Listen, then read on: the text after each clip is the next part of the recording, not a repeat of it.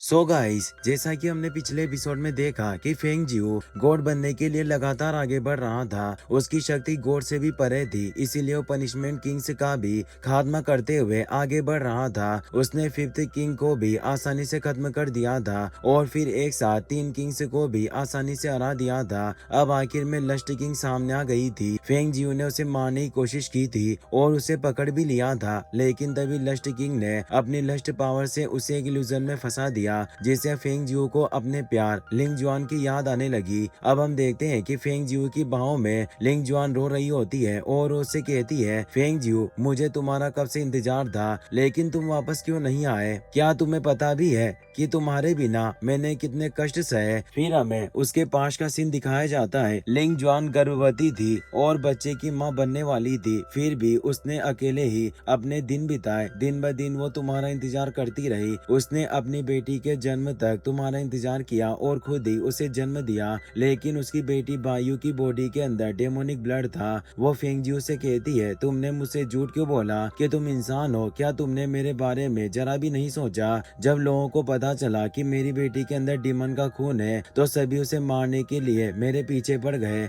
मैं उसे बचाकर भागी, लेकिन हर कोई हमें मारना चाहता था। काफी मुश्किल से मैंने अपनी जान बचाई। मेरी बेटी को बचाने का सिर्फ एक ही तरीका था, मैं सिर्फ उसी खंजर का इस्तेमाल कर सकती थी जो तुमने मुझे दिया था। मैंने उस खंजर से अपने दिल में छेद कर लिया। अपने खून का आदान प्रदान करके मैंने अपनी बेटी को इंसानी खून से प्योरीफाई किया। मेरा पूरा खून उसकी बॉडी में घुल गया, जिससे उसके अंदर का पूरा राक्षसी खून इंसानी खून में बदल गया, लेकिन मैं खुद नहीं बच पाई। वो रोते हुए पूछती है, उस समय तुम कहाँ थे? तुमने मुझसे वादा किया था कि तुम वापस आओगे, फिर तुम क्यों नहीं आए? फेंग जियो को खुद पर बहुत गुस्सा आता है। वो उसे शांत करते हुए कहता है, लिंग जुआन, मुझे माफ कर दो, इन सब में सिर्फ मेरी गलती है। इसी दौरान लस्ट किंग की एनर्जी चारों तरफ फैलने लगती है, क्योंकि फेंग जियो पर उसका असर होने लगा था। लिंग जुआन कहती है, मैंने तुम्हें सब कुछ के लिए माफ कर दिया है, इसीलिए अब से तुम हमेशा मेरे साथ रहो, यहीं रुको, मेरा साथ दो, मुझे तुम्हारी बहुत याद आई। फेंग जियो भी इमोशनल हो जाता है। वो अपने हाथ में उसी डेगर को एक्टिवेट करता है और अपने सीने में घोंप लेता है।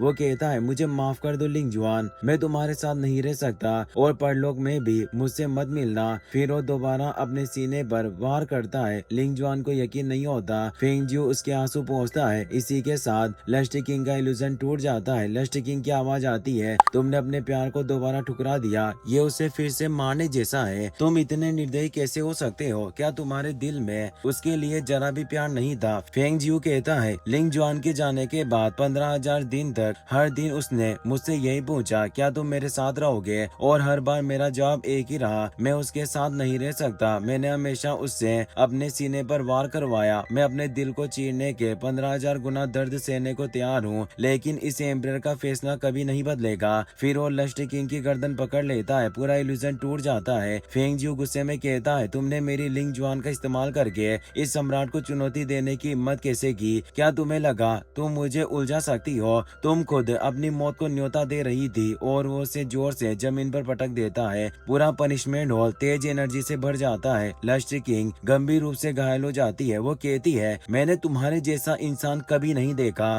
तुम सातों पापों के दोषी हो। तुम्हारे अंदर अंतहीन अंधकार और बुराई है। तुम आखिर चाहते क्या हो? ये कहते हुए वो दम तोड़ देती है। फेंगजियो कहता है, गोडेस इस सम्राट को देवता बनने से रोकने की कोशिश कर रही थी, लेकिन अब ये सम्राट डिवाइन कोर प्राप्त करेगा, जो दुनिया के सभी पापों से मिलकर बना होगा। फिर वो सातों किंग्स की डेड बॉडी से एक फॉर्मेशन बनाता है और उसी से उसकी डिवाइन कोर क्रिएट हो जाती है, जिसे पाकर फेंगजियो गॉड बनने वाला था। अब हमें बताया जाता है कि एक समय एक ऐसा देवता था जो संसार के पापों पर शासन करता था, लेकिन वो शैतानी रास्ते पर चल पड़ा और उसने देवताओं को ही मारना चाहा। उसने उनके खिलाफ अपनी तलवार मोड़ दी और उन पर हमला कर दिया। इसके कारण कई देवताओं का पतन हुआ और विश्व की सारी व्यवस्था बिगड़ गई। सुप्रीम क्रिएशन गॉड के पास इस मामले में हस्तक्षेप करने के अलावा और कोई विकल्प नहीं था। उसने उस देवता की शक्ति को 7 भागों में विभाजित कर दिया, जिससे ही पनिशमेंट हॉल के सातों किंग बने। क्रिएशन गॉड ने उन्हें हमेशा के लिए डिवाइन पनिशमेंट हॉल में कैद कर दिया, ताकि वो अपने पापों का प्रायश्चित कर सके।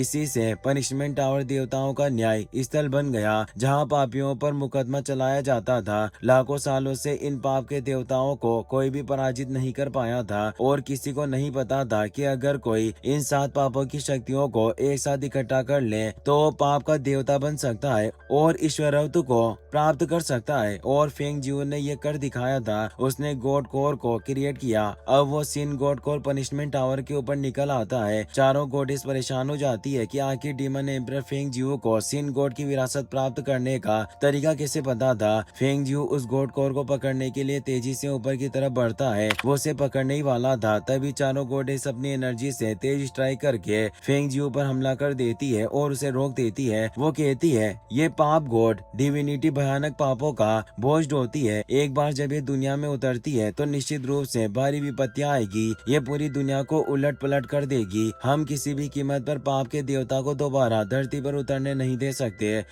और वो फेंग जियो पर फॉर्मेशन एक्टिवेट करके डिवाइन पनिशमेंट चला देती है। लेकिन फेंग जियो मुस्कुराते हुए कहता है, आखिर मूल पाप क्या है, तुम्हें इसका अंदाजा भी है। वो अपनी एनर्जी से उस पावरफुल फॉर्मेशन को रोक लेता है और अपनी पाप शक्ति से उसे नष्ट कर देता है। चारों गॉडेस अपनी पूरी ताकत से हमला करती है। फेंग जियो कहता है, देवता तो बहुत पहले ही मर चुके हैं, तुम सिर्फ उनकी बची हुई एनर्जी हो। लोग इतने लंबे समय से तुम्हारी पूजा करते आ रहे हैं, तो क्या तुम इस गलतफहमी में हो कि तुम असली गॉड हो। वो अपनी तलवार से उनके हमले को पूरी तरह से खत्म कर देता है। फेंग जियो कहता है, 1700 साल पहले ही इस एम्परर की स्पिरिचुअल पावर 10 लाख तक पहुंच चुकी थी। इसके बाद मैंने बार बार अपनी एनर्जी को घटाया और बढ़ाया, इसीलिए इंसानों और देवताओं के बीच की सीमा में बहुत पहले ही छू चुका हूँ। फिर वो अपनी जायंट डिवाइन बॉडी क्रिएट कर लेता है और अपने पैर से चारों गॉडेस पर हमला करता है। चारों गॉडेस कुछ भी नहीं कर पाती। वो उन्हें अपने पैरों के नीचे दबा देता है। एक भयानक विस्फोट होता है और पनिशमेंट हॉल पूरी तरह बिखर जाता है। चारों गॉडेस की शक्तियाँ और भी कमजोर हो जाती है। वो डरते हुए कहती है, इस फेंग जियो के पास पहले से ही गॉड जैसी शक्ति है।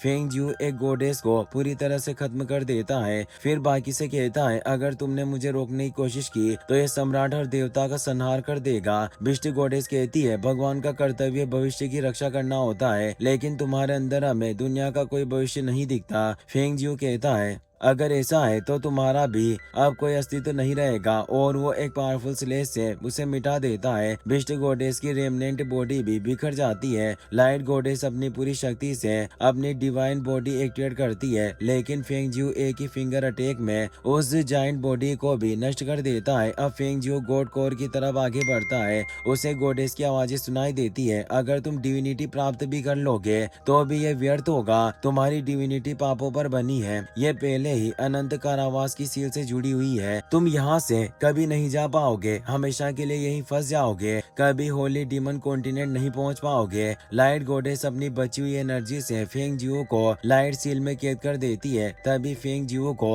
अपने भाई वास्गो की याद आती है। वो कहता है, भाई तुमने जो कहा था वही हुआ। वास्गो ने ही उसे गॉड कोर के बारे में बताया था। मरने से पहले वास्गो ने अपनी एनर्जी इस जगह भेज दी थी। उसी एनर्जी से वास्गो की बॉडी बन जाती है। वो कहता है, महाराज मैं तुम्हें घर ले जाने आया हूँ, अब मैं आखिरी कदम उठाऊंगा, आगे बढ़ो, मेरा हाथ थाम लो। वो फेंग जियो का हाथ पकड़ लेता है। अपनी सारी एनर्जी त्याग कर वो लाइट गॉडेस की सील तोड़ देता है। फेंग जियो की गॉड बनने की सीढ़ियाँ खुल जाती है, लेकिन वास्गो को बहुत दर्द होता है। फेंग जियो कहता है, जब तुम जाओगे तो एक जुगनुओं से भरी स्वप्न जैसी दुनिया मिलेगी, वो तुम्हें हमारे पुराने घर तक पहुँचा देगी। वास्गो सी दुनिया की ओर बढ़ने लगता है। धीरे धीरे उसकी बॉडी पूरी तरह खत्म हो जाती है। अब फेंग जियो डिविनिटी की सीढ़ियों पर चढ़ने लगता है। इसी के साथ ये एपिसोड यहीं खत्म हो जाता है। अगर आपको ये वीडियो पसंद आया हो तो इसे अपने दोस्तों के साथ जरूर शेयर करें, साथ ही वीडियो को लाइक करें और चैनल को सब्सक्राइब करना ना भूलें। Thanks for watching.